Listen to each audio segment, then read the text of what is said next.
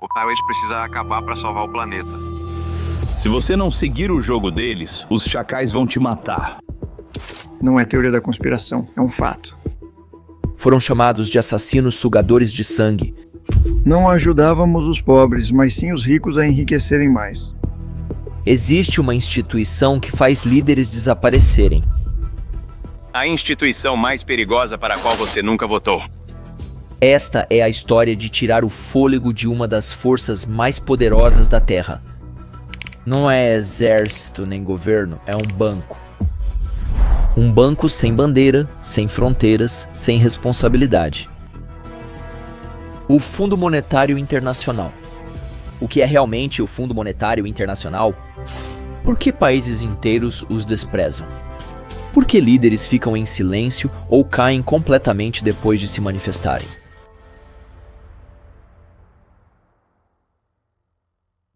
Para fornecer informações exclusivas sobre essa organização, entrevistamos Alex Gladstein, o diretor de estratégia da Fundação dos Direitos Humanos. Com a ajuda dele, buscamos respostas. Vamos jogar. Você vê algum padrão? Kwame Nkrumah, presidente, revolucionário, autor de Neocolonialismo, o último estágio do imperialismo. Um homem que acreditava que as correntes da África não tinham sido quebradas, apenas rebatizadas. Ele alertou o mundo. O Fundo Monetário Internacional não está aqui para ajudar. É o braço financeiro do império. Mas a economia de Gana estava desmoronando. O Fundo Monetário Internacional veio com uma oferta de resgate e Nkrumah disse não. Um ano depois, em fevereiro de 1966, ele embarca em um avião para o Vietnã. Enquanto ele está fora, seu governo cai, os militares tomam o poder e Nkrumah desaparece. Do lado de fora da Casa do Parlamento, lar da democracia ganesa, todo vestígio da estátua do ditador é removido. Em poucos dias, o novo regime aceita os termos do Fundo Monetário Internacional, assina o acordo e o capital ocidental volta a entrar no país. Chile, dezembro de 1972. O presidente Salvador Allende discursa na Organização das Nações Unidas. Tentaram nos isolar do mundo, sufocar a economia, bloquear a venda do cobre, nosso principal produto de exportação, e impedir acesso a financiamento internacional. Somos vítimas de uma nova forma de imperialismo, mais sutil, sorrateira e eficaz para bloquear nossos direitos como Estado soberano.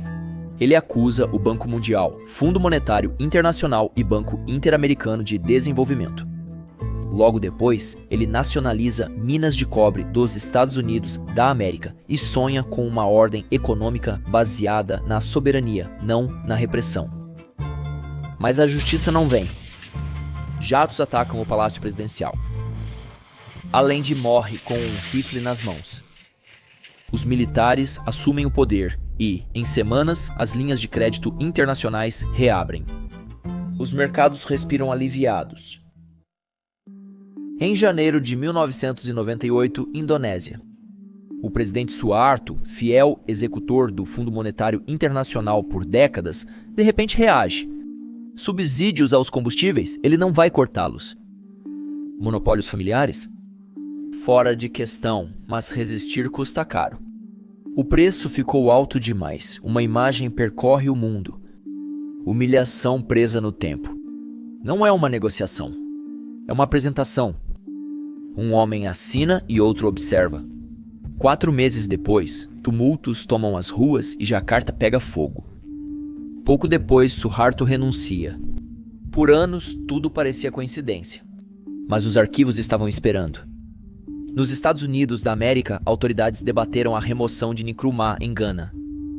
No Chile, eles financiaram a oposição, orquestraram sabotagem econômica e mantiveram laços estreitos com os golpistas. Esse é um governo corrupto e degenerado. Degenerado e corrupto. Comunista imundo. Todos vocês têm que sair do Chile. Na Indonésia, a pressão dos Estados Unidos da América sobre Suharto ocorreu não por armas, mas por números, planilhas e taxas de juros. Esses não foram apenas colapsos, foram derrubadas. O que liga esses 3 líderes? Todos desafiaram a ordem econômica mundial e ficaram no caminho do Fundo Monetário Internacional. Desapareceu. Como uma instituição sem soldados, sem bandeira e sem responsabilidade, consegue dobrar nações à sua vontade?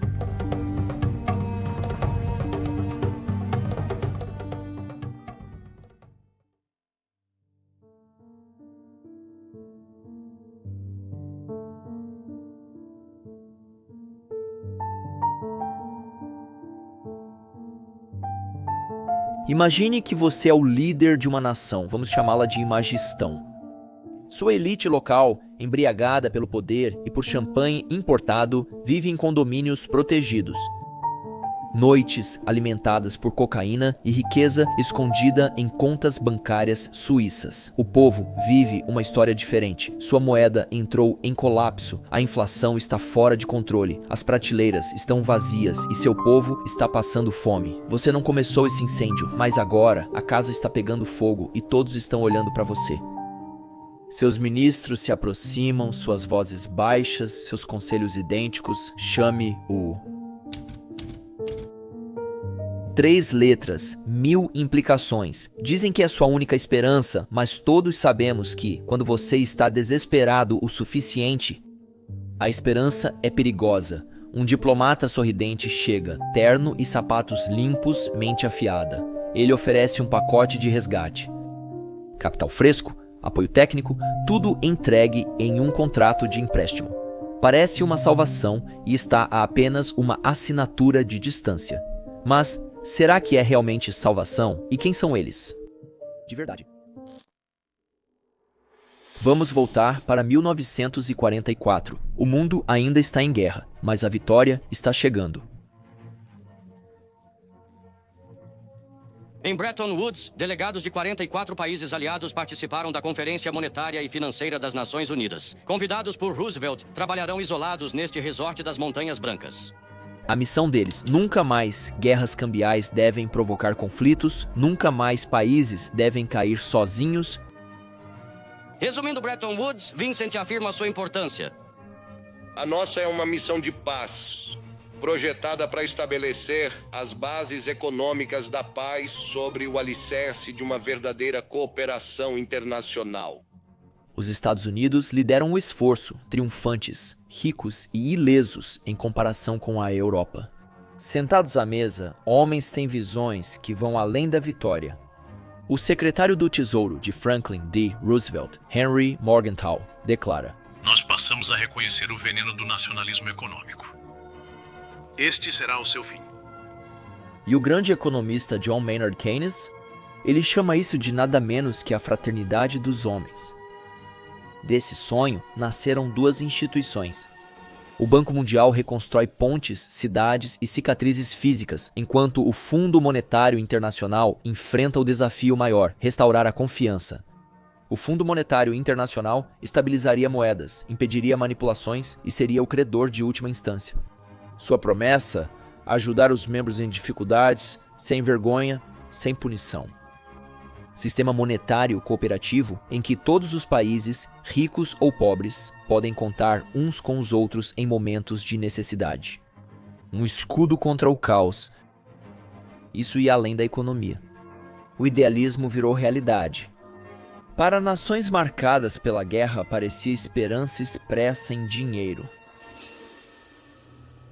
Mas a história não preserva sonhos, apenas ações.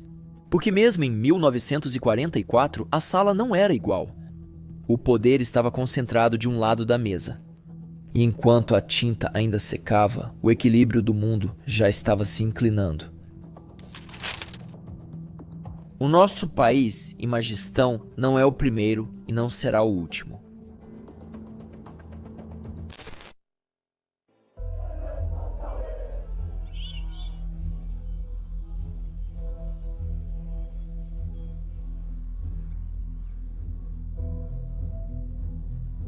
Ele tem só 17 anos e levou um tiro no rosto de um soldado. Não foi em guerra, nem em briga de gangues, foi durante um protesto. Isso acontece em Cochabamba, Bolívia, em abril de 2000. O nome dele é Victor Hugo Daza, Mas isso não é só sobre um garoto morto na rua. Esta é a história do que levou a isso. Um experimento econômico, uma doutrina estrangeira e um remédio amargo prescrito pelo médico da economia, o Fundo Monetário Internacional. É o final dos anos 1960 e a Bolívia está politicamente instável, mas economicamente em expansão. O estanho é tesouro, o petróleo promessa. Os recursos geram mais de metade da renda de exportação da Bolívia. Cheios de dólares do petróleo, sua ditadura militar toma empréstimos como reis. Infraestrutura, importações, armas, ego. Como viciados, eles seguem pegando empréstimos, ninguém os impede e nós, como traficantes, seguimos oferecendo dívidas. Mas é uma casa de cartas e em 1982 ela desmorona. A dívida dispara para mais de 100% do produto interno bruto. Então, as receitas fiscais desabam. A solução? Imprimir mais dinheiro e mais, até que um pãozinho exija um saco de notas. A inflação chega a 11.000%. Isso já não é mais uma crise, é um coma. E um médico é necessário. Nos corredores do poder, um nome continua ecoando: Fundo Monetário Internacional. Mas o Fundo Monetário Internacional não manda médicos normais, manda cirurgiões imprudentes, não para resgatar, mas para aplicar uma terapia de choque.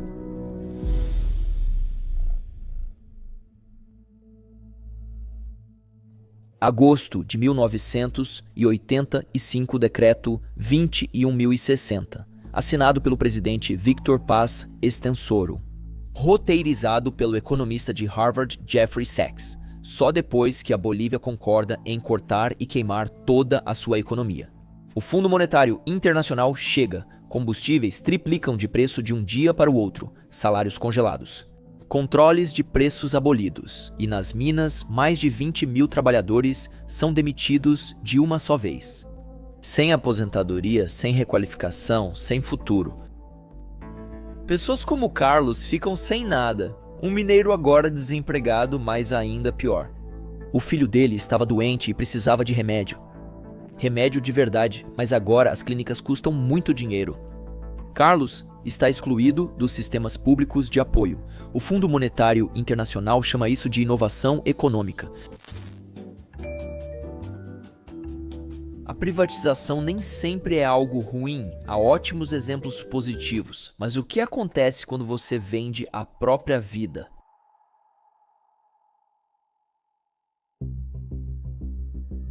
Em 1999, a Semapa, empresa pública de água de Cochabamba, é vendida. O comprador, um consórcio estrangeiro chamado Águas del Tunari, liderado pela Bechtel. Isso não era apenas água, era controle. Todas as fontes, até mesmo poços comunitários e água da chuva, agora estavam sujeitas à cobrança. De repente, a conta de água aumentou muito. 100 ou 200%. Algumas famílias viram aumentos de 300%. Carlos não pode mais pagar pela água para seu próprio filho adolescente, Victor. O povo reage. Estudantes, operários, agricultores, unidos sob um só nome. Coordenadora. Fevereiro de 2000. Eles marcham, bloqueiam estradas e exigem que devolvam a água ao povo. Mas o governo responde com tanques, lei marcial. E pouco depois vem um momento que mudaria um país para sempre. Em 8 de abril de 2000, Victor Hugo Daza é morto aos 17 anos por defender a água. O sangue dele manchou o asfalto e a água nunca mais pareceu limpa. Mas a história não terminou em Cochabamba. A Bechtel não tinha acabado. Processaram a Bolívia por 50 milhões de dólares. Por lucros que eles nunca roubaram, eles entraram com uma ação no Centro Internacional para a Resolução de Disputas sobre Investimentos, o Tribunal Sombra do Banco Mundial, usando uma brecha em um tratado na Holanda. O país que havia enterrado seus filhos agora era forçado a pagar resgate aos assassinos. Protestos explodiram em São Francisco, Espanha e Holanda. Ativistas se acorrentaram à sede da Bechtel. Finalmente, a empresa se rendeu. Eles saíram com 30 centavos.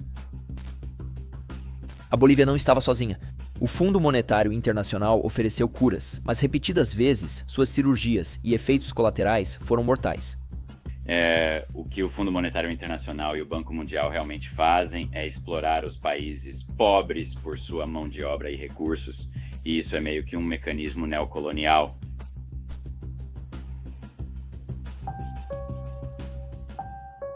Victor foi baleado. Carlos nunca se recuperou. E a Bolívia?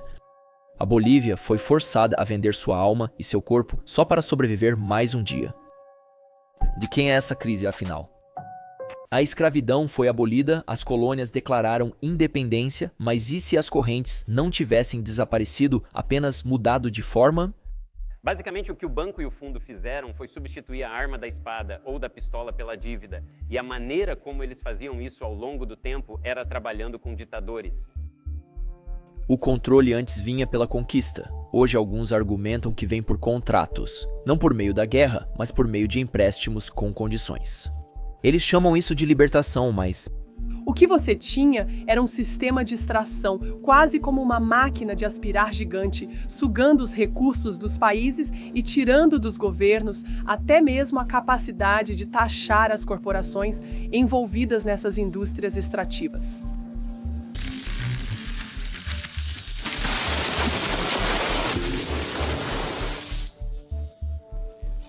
Enquanto países ricos cobram dos pobres a preservação ambiental, Fundo Monetário Internacional e bancos exigem que o povo das Filipinas exporte para pagar dívidas.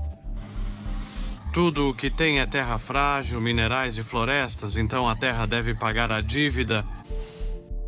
Para muitos, isso é apenas neocolonialismo de terno e gravata. E no centro desse novo império, o Fundo Monetário Internacional. Uma armadilha da dívida começa de forma simples. Um país pega dinheiro emprestado, tem dificuldade para pagar, então pega mais dinheiro emprestado. Então vem o Fundo Monetário Internacional com regras, com condições e austeridade. E a armadilha se fecha ainda mais. Então nos encontramos nesse tipo de situação em que somos deficientes em capital e por sermos deficientes em capital, precisamos tomar empréstimos. Não muito diferente da situação de um trabalhador de baixa renda que é explorado e extraído, e não tem outra escolha a não ser recorrer a um agiota, como acontece nos Estados Unidos. Passamos por esses ciclos de dívida, e essa dívida, como você estava dizendo, Eugênio, é usada como um mecanismo de controle, é um mecanismo de subordinação. A dívida se torna a nova arma, tirando qualquer margem de manobra. Governos devem decidir entre quitar dívidas ou investir em hospitais, escolas e obras públicas. Quando entram em calote, o Fundo Monetário Internacional oferece o chamado pacote de resgate. Decidi iniciar uma conversa com o Fundo Monetário Internacional. Mas o que acontece quando o remédio vira veneno? Veja o caso da Argentina, que já foi uma das nações mais ricas do mundo. Terras férteis, ouro negro, uma classe média próspera. Mas a riqueza não foi proteção. Décadas de corrupção, golpes militares e mudanças ideológicas bruscas transformaram promessas em caos. É 1976 e uma ditadura brutal toma o poder. Tanques nas ruas, corpos nos rios, mas além da violência, algo mais silencioso. Dívida: 12 bilhões de dólares em empréstimos do setor privado, transferidos secretamente para os livros públicos. O povo pagaria. As elites? Eles saem impunes. Depois vem a hiperinflação e as pessoas tiram seu dinheiro do país, e a humilhação da derrota nas Malvinas. Um conflito curto, mas sangrento, entre a Argentina e o Reino Unido, pela soberania das Ilhas Malvinas. A Argentina sangra, mas o doutor já espera. O Fundo Monetário Internacional surge como salvador, credor de última instância e guardião. O empréstimo chega, mas o contrato também. E esse contrato, ele definiria as próximas 3 décadas do destino da Argentina. O que te preocupa? O país, senhor. A situação. Você não está preocupado? O contrato impõe o que eles chamam de ajuste estrutural. Embora venha com uma promessa de financiamento, para a maioria das pessoas parecia mais um castigo estrutural e um retorno aos velhos tempos. Nós transformamos o velho imperialismo escolar com canhões e rifles, ou arco e flecha, né? Ou seja lá o que for, Nós transformamos isso em imperialismo da dívida, basicamente. Este é o bairro ajustado estruturalmente de Ed, que periodicamente é demolido para dar lugar a mais lixo. Os bens públicos acabam sendo vendidos, os gastos sociais são cortados e os subsídios são eliminados. Nunca mais o Estado intervir ou se envolver em áreas que não lhe pertencem. Tudo pela eficiência e estabilidade. Porém, em vez de se recuperar, a Argentina entra em espiral. Em 2001, a Argentina dá calote em seus pagamentos de dívida. Queremos garantir um empréstimo stand-by do Fundo Monetário Internacional. Economias da classe média somem rapidamente e aposentadorias são congeladas enquanto a pobreza cresce. Declarei estado de sítio em todo o território nacional e informei o honrado Congresso. 19 anos depois, em 2020, a Argentina precisa de outra reestruturação, outra crise. Apesar de todos esses anos, o ciclo nunca havia terminado. Vamos trabalhar juntos com o Fundo Monetário Internacional. Mas, na verdade, as instituições públicas receberam um total de mais de 1,3 trilhão. A recompensa é ficar mais de 60% mais endividados do que em 1982. Enquanto a dívida permanece, a dor também permanece. Recentemente, o Fundo Monetário Internacional anunciou um programa inédito para a Argentina. E depois de todo esse desenvolvimento, uma pergunta permanece: quem realmente lucrou?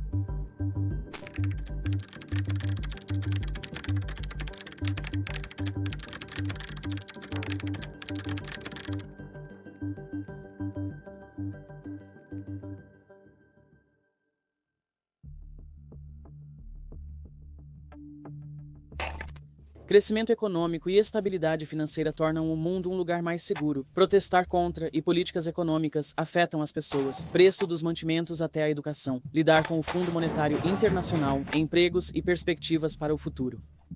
A promessa do Fundo Monetário Internacional é tentadora, parece esperança e prosperidade, mas então eles te entregam as letras miúdas. Quando o Fundo Monetário Internacional entra em cena, ele traz mais do que dinheiro, traz regras. As reformas são negociadas não no parlamento, mas a portas fechadas com tecnocratas não eleitos e com autoridades em Washington. Eu acho fundamental entender o papel dominante que essas instituições desempenham. Muitas vezes, os governos respondem mais aos interesses do Banco Mundial ou do Fundo Monetário Internacional e às exigências dessas instituições do que aos seus próprios parlamentos e legislaturas. Na verdade, isso está retirando o processo democrático. Eles chamam isso de condicionalidade, termo frio para algo ainda mais gelado. Cortar a saúde, congelar salários, vender bens públicos é austeridade com uma planilha. E a dor nunca é compartilhada de forma igual. Na Argentina, a pobreza subiu de 37% para 58%. E os suicídios entre os pobres? Claro, eles dispararam. Com o colapso dos serviços públicos, inicia-se a liquidação. Redes de eletricidade, telecomunicações e ferrovias, privatizadas pela eficiência, foram compradas por pessoas influentes na política e corporações estrangeiras. Citibank e Chase controlam fábricas e refinarias na África e América Latina, financiados pelos empréstimos que promoveram. As consequências no local foram severas, e enquanto hospitais fechavam e moradores das aldeias racionavam eletricidade para evitar apagões, Wall Street brindava às trocas de dívida por ações e aos seus sucessos nos mercados emergentes. Essa vulnerabilidade atraiu um novo tipo de investidor. Fundos de hedge, como a Elliott Management, de Paul Singer, compraram dívidas soberanas problemáticas para aumentar a pressão, não para oferecer alívio. Eles começaram a processar nações já debilitadas por políticas impostas pelo Fundo Monetário Internacional. Essas não eram reformas. Eram transferências de riqueza tirando do povo. Críticos do Fundo Monetário Internacional afirmam que ele é desatualizado e ineficaz. Dos 89 países em desenvolvimento que receberam empréstimos do Fundo Monetário Internacional, mais da metade não melhorou depois. Na verdade, 32 ficaram mais pobres. Mas aqui está a parte sobre a qual você raramente ouve falar. Esses acordos, eles não apenas supostamente salvam e depois drenam os países, eles também fazem com que os credores originais sintam: as multilaterais estão seguras. Bancos comerciais e países bilaterais estão seguros, mas o povo do terceiro mundo segue inseguro, pois continua pagando uma dívida. E isso é o que muitos consideram a verdade não dita da política do Fundo Monetário Internacional. O sofrimento é socializado, mas o lucro é privatizado. Acho que definitivamente precisamos focar nessas regras que foram criadas e dizer que são regras muito ruins, se formos determinar o que é uma boa regra pelo impacto que ela tem nas pessoas comuns. Fundado na grande ideia de cooperação internacional, por que o Fundo Monetário Internacional insiste nessas regras controversas? Por que eles implementaram essas políticas? É porque eles não têm o conhecimento necessário para entender como realmente reiniciar essas economias? Os idealizadores dessas recomendações de políticas para países em desenvolvimento são pessoas muito inteligentes. Eles compreendem conceitos e realidades básicas. Então, a quem eles estão servindo? Bem, você só precisa olhar para o resultado. O resultado tem sido que os países em desenvolvimento têm sido consistentemente reprimidos em seu desenvolvimento econômico e seus recursos têm sido extraídos de forma muito eficiente e muito barata para beneficiar os países industrializados. Essas políticas inteligentes não surgem por acaso. Elas refletem, de fato, a quem os interesses estão servindo. Para entender por que o Fundo Monetário Internacional impõe regras que prejudicam as pessoas, é preciso ver quem as cria. O Fundo Monetário Internacional pertence a 190 países, mas não age como uma democracia. Ele age como um clube de acionistas. Os votos são definidos por cotas, não são iguais. Os Estados Unidos detêm mais de 16%, o suficiente para vetar qualquer decisão importante. A Europa e países ricos controlam quase tudo o resto. Enquanto isso... Qual é a representação atual da África no Banco Mundial? 2 diretoras executivas representando um continente de 54 países, certo? Então, o desequilíbrio na estrutura de governança é claro. O Fundo Monetário Internacional expande o Conselho Executivo com a adição da 25ª cadeira. Mesmo que o Fundo Monetário Internacional tenha anunciado recentemente pequenas mudanças, o padrão é claro. O Sul Global toma empréstimos, o Norte Global decide. A principal utilidade deles é o poder, não necessariamente o lucro, é para controlar as sociedades. Insatisfeitos com o desequilíbrio, China e Índia reagem. Brasil, Rússia, Índia, China e África do Sul, o Banco Asiático de Investimento em Infraestrutura, novas regras. Novas instituições. A mensagem é simples. Se o Fundo Monetário Internacional não mudar, vamos construir outra coisa. Alguém pode pensar que o Fundo Monetário Internacional já atingiu o auge do seu poder, mas ele atinge mais forte quando os países estão mais fracos. Na Covid, incentivaram gastos públicos, mas nos contratos havia promessa de austeridade após o fim da atenção. Corte de subsídios, congelamento salarial e aumento do imposto sobre valor agregado até durante a pandemia. Disseram para reconstruir melhor, mas muitos fizeram de forma errada. Sem bombas e sem invasões, apenas números. Mas não se engane, isso é guerra por outros meios. E se o resgate fosse a armadilha... Eu acho que a sociedade ocidental, quando você pensa nos Estados Unidos, Europa e além, será muito mais saudável em um mundo sem esse sistema. E será menos predatória, menos exploradora, será mais dinâmica, acho que será mais resiliente, será mais moral.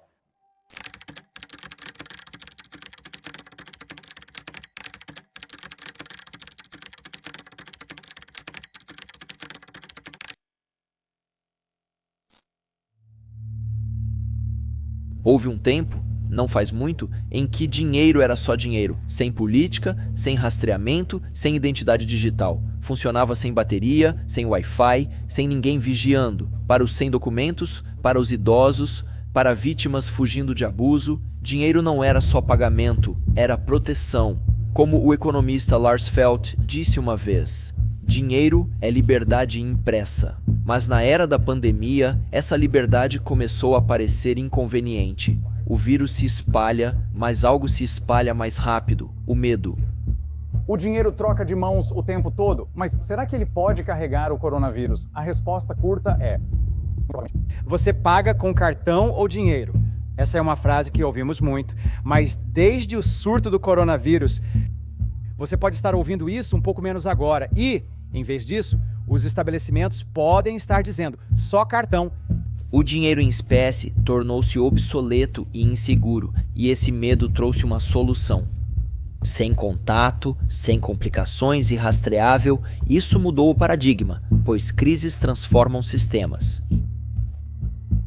Entram as moedas digitais dos bancos centrais, as CBDCs, programáveis, rastreáveis, permanentes. Com as CBDCs, cada compra é registrada, cada transferência é salva e cada movimento é mapeado. Eles prometeram inclusão, eficiência, modernização. Dizem que as CBDCs são para os desbancarizados, mas quem está construindo elas? Mastercard, Visa e consultores do Fundo Monetário Internacional com ligações a grandes fundos de fintech. Não queremos um mundo onde o governo monitore em tempo real todas as transferências de dinheiro. Mesmo assim, é esse o mundo que estamos criando. Esses banqueiros centrais se dizem tecnocratas independentes. Eles não são neutros nem eleitos, mas ainda assim estão entre as pessoas mais poderosas do mundo. E sempre que falham, voltam mais fortes, das taxas de juros ao desemprego, das taxas de hipoteca às moedas digitais.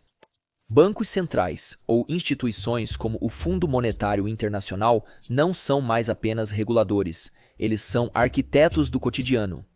Devemos nos preocupar, como disse o lendário economista Milton Friedman.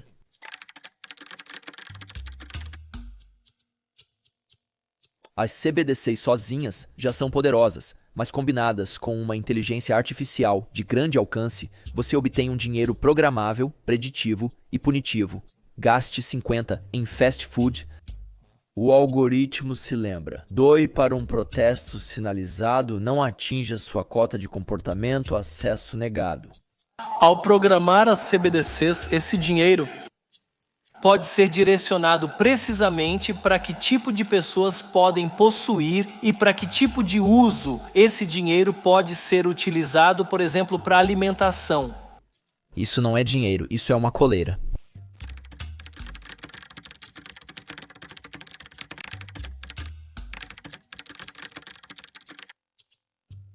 Enquanto se discute privacidade, o Fundo Monetário Internacional já constrói a infraestrutura. Mais de 130 países, representando mais de 98% do produto interno bruto global, participam da implementação de CBDCs. Muitos buscam o Fundo Monetário Internacional para design e estratégia dessas moedas. Além de recomendar políticas, o Fundo Monetário Internacional estabelece padrões globais.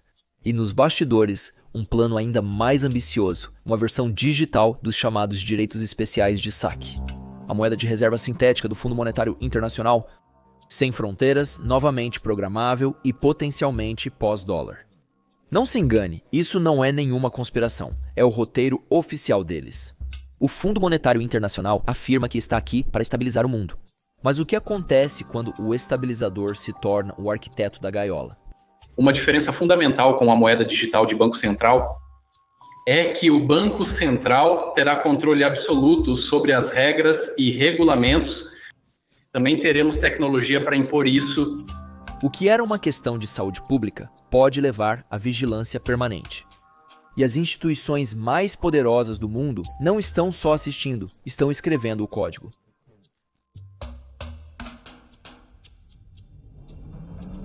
Antes, a liberdade vinha dobrada na sua carteira, mas agora seu dinheiro será sinalizado, congelado, filtrado, negado. Não importa o que ganhamos, mas o que deixamos para trás. E a pergunta mais importante não é se as CBDCs vão chegar, mas se vamos perceber o que estamos perdendo antes que a porta se feche. No final das contas, depende de vocês, certo? Cabe a vocês criar uma geração de novos economistas que será capaz de se opor a um modelo que fracassou.